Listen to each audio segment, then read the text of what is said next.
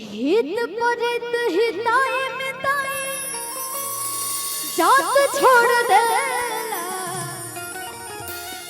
हित परित हिताए मिताए जात छोड़ देला। जब समय होला कमजोर, जब समय होला कमजोर तो हर कोई साथ छोड़ देला। जब समय होला कमजोर तो हर कोई साथ छोड़ देला। हित परित हिताए मिताए जात छोड़ देला।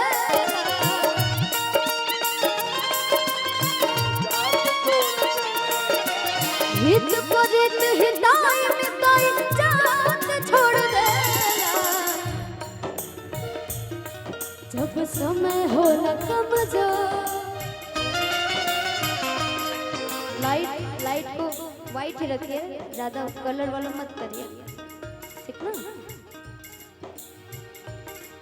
जब समय होला कमजोर तो हर कोई साथ छोड़ देला। जब समय होला कमजोर तो हर कोई साथ छोड़ देला।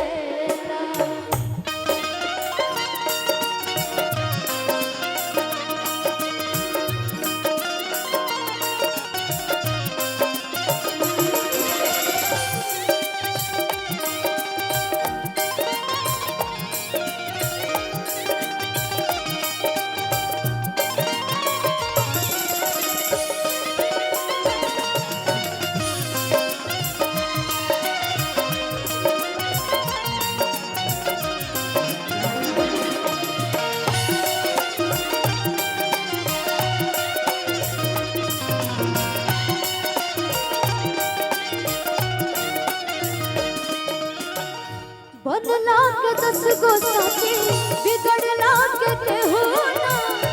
आपन बनैबा कैसे केहू तोहार होई ना।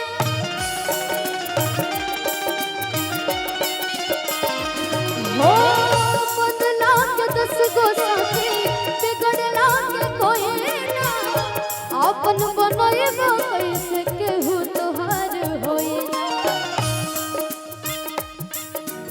भाई के हाथ में हाथ, हाथ से साथ छोड़ देला।